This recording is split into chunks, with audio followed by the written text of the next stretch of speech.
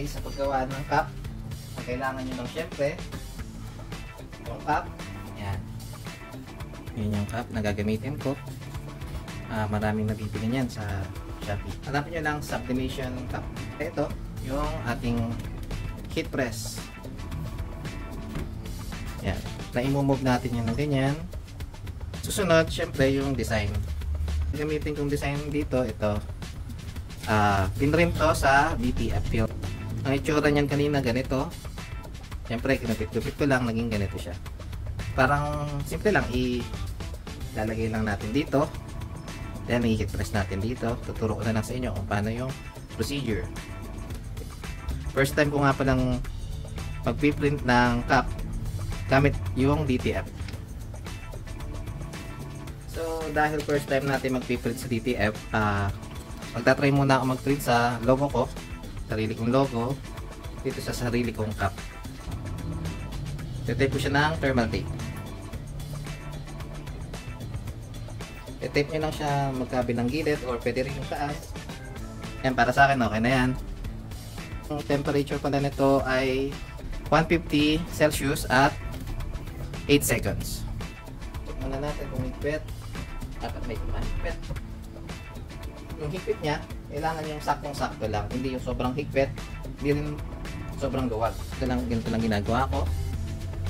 Pwede mo siyang i-ganyan, tapos isusok-sok mo. Kaya lang, ang hirap kasi dito sa heat press na to, pag minove mo siya ulit dito, natatamaan yung design. Ang ginagawa ko, ilalagay ko na siya agad dyan, tapos sinusok-sok ko na siya. Ayan, ganyan lang. Pagka okay na, makasok-sok na, i-press na natin. 8 seconds lang.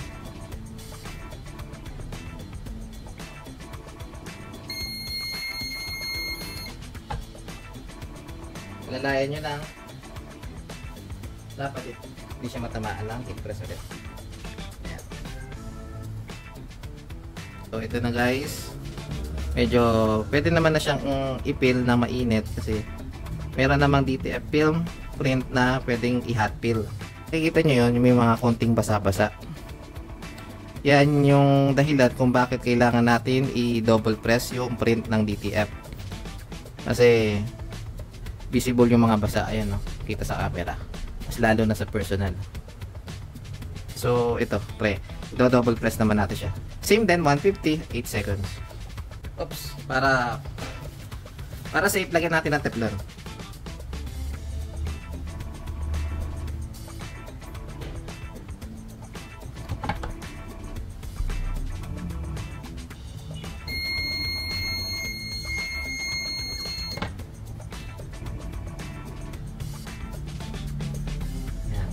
Tingnan natin guys. Yun. Okay na siya guys, no? Yan, ang ganda ng print. Buhay na buhay. Mas maganda talaga yung print ng DTF. Dati, ginagamit ko lang sa cup dark transfer paper sa sublimation. Sa sublimation kasi medyo mahirap timplahin yung ano nun, pagka-print na. Sa dark transfer naman, medyo lumulukot siya. Ito perfect. Yung pagka-print nito para sa akin.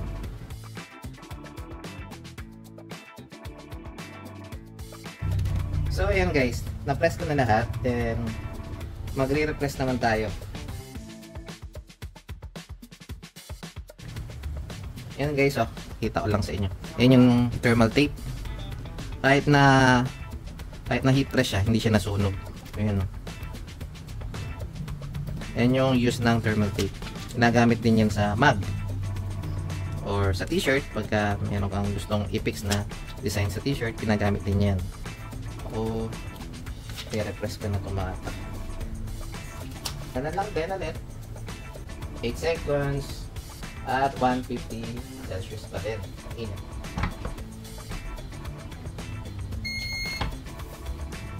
Mas madali na to at mas mabilis kasi wala na tayong iniingatan na nakadikit na design.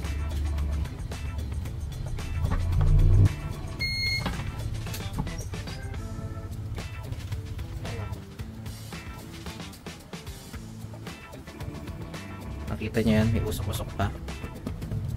Mas mas vivid na yung color niya, sa mas dikit na siya. Kanina kasi ito yung di pa na-heat press. Medyo nahawakan ko pa yung design niya, medyo parang nakaumbok. Dito sa nirepress ko, para na siyang part talaga ng cup. So yun yung difference ng na double press tapos di pa na double press. Ito hindi pa ganoon ka, sa tingin ko hindi pa ganoon katibay yung kapit niya. Kaya dapat lahat i-double press natin.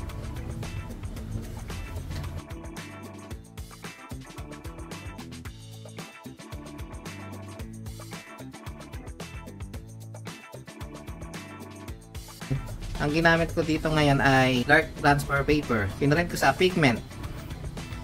Tama-tama lang din para makita natin yung difference ng TTF print sa TTP. So, ayan guys. Gupitin lang natin yan. Medyo mahirap nga palang balatan yung DTP. So, pag gaganyanin mo siya, medyo mahirap balatan.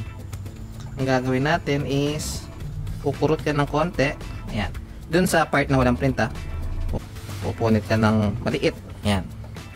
Tapos, kutin mo siya dyan. Bago mo siya gupitin ng buo, mag-iwan ka ng ayan, ganyan, sa mga gilid para mamaya madali mo siyang ipil. Ipil mo siya dito. Ihiwalay natin siya sa papel para bang sticker, gano'n. Lagyan natin ng thermal tape.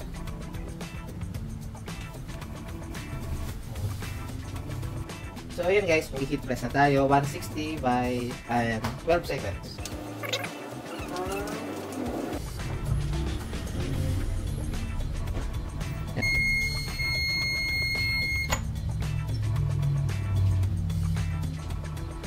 So guys, tingnan natin. Yun. Okay naman guys. Ganda rin naman. Buhay din naman yung kulay. Ito yung di pa na-heat press. Ito yung na-heat press na. Yung double press ganoon din. 160 by 12 seconds.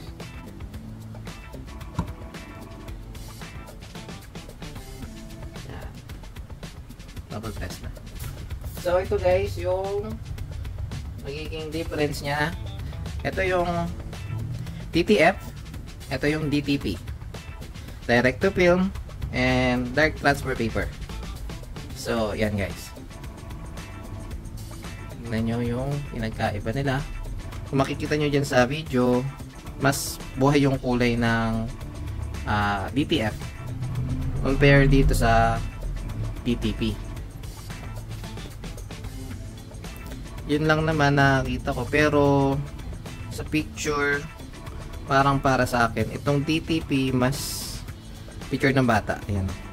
Mas maliwanag siya, mas malinis compare dito sa TTF na may, makikita niya sa personal, may pagka medyo dark siya, tapos medyo blurry ng konti. Compare naman dito, medyo mas malinis yung print niya. Kaya na ang maghusga kung ano ang mas okay sa inyo. Kung DTF ba, na mas maganda yung kulay, or DTP, na para sa akin mas malinis yung print. Pero depende yan sa printer nyo. Depende rin sa ink na pigment na gagamitin nyo.